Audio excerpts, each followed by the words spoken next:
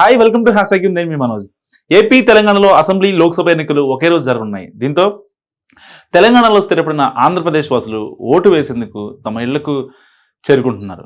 So ఈ నేపథ్యంలో ఇప్పటికే దక్షిణ మధ్య రైల్వే ఈ నెల 13, 14 తేదీల్లో 2 రోజుల పాటు ప్రత్యేక రైళ్లు నడుపుతున్నట్లు ప్రకటించగా ఆర్టీసీ కూడా స్పెషల్ సర్వీసెస్ నడుపుతుంది.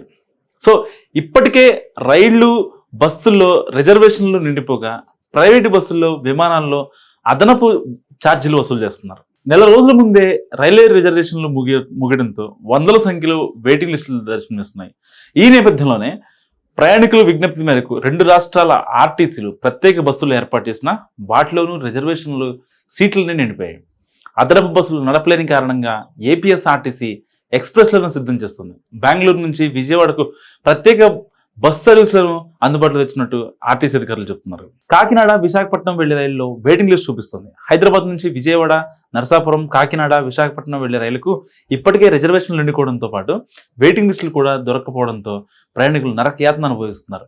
ఇక నెల్లూరు, తిరుపతి వైపు వెళ్లే రహదారుల్లోనూ దాదాపు ఇదే పరిస్థితి నెలకొంది. ఈ నెల 10, 11 తేదీల్లో వందలాది దూర ప్రాంతాల రైళ్లలో వెయిటింగ్ లిస్ట్ ఉందని ప్రయాణికులు వాపోతున్నారు. వేసవి సెలవుల దృష్ట్యా ప్రయాణికుల అవసరాలను తీర్చేందుకు టీఎస్ఆర్టీసీ కూడా అదనపు బస్సులు నడుపుతుంది. ముందుగా బుక్ చేసుకున్న వారికి టికెట్ ధరపై 10% రాయితీ ఇస్తున్నట్లు ఎండి సజ్జన తెలిపారు. గతేడాది డిసెంబర్లో జరిగిన అసెంబ్లీ ఎన్నికల్లో హైదరాబాద్ జిల్లాలో ఓటింగ్ శాతం తక్కువగా నమోదైంది. హైదరాబాద్ జిల్లాలోని 15 అసెంబ్లీ సెగ్మెంట్లలో కేవలం 46.68% ఓటింగ్ మాత్రమే నమోదైంది. ఏపీ వాసులు ఎక్కువగా నివసించే ఉమ్మడి రంగారెడ్డి జిల్లా ఓటింగ్ శాతం 60 లోపే ఉంది.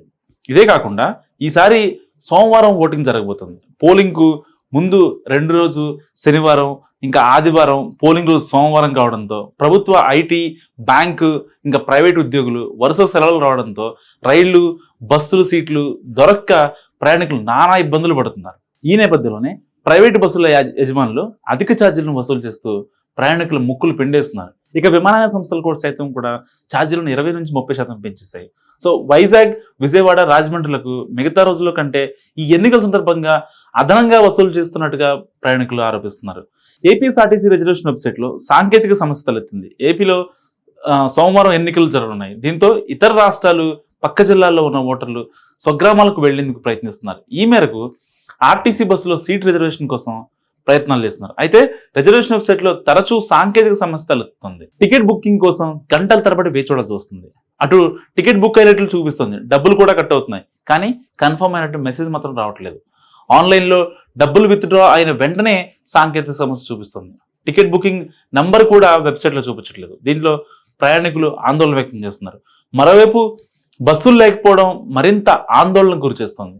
విజయవాడ బస్టాండు, రిజర్వేషన్ కేంద్రాల వద్ద ప్రయాణికులు నానా అవస్థలు పడుతున్నారు. టికెట్ జారీ కాకపోవడంతో ఆర్టీసీ అధికారులపై ఆగ్రహం వ్యక్తం చేస్తున్నారు. సో మీరు కూడా ఈ బస్సు కానీ, ఇంకా ట్రైన్ కానీ, ఫ్లైట్ కానీ ఈ సమస్యలు తలెత్తినట్టు మీకు అనిపిస్తే మీరు కామెంట్ రూపంలో తెలియజేయండి. చూస్తూనే ఉండండి హ్యాష్ ట్యాగ్.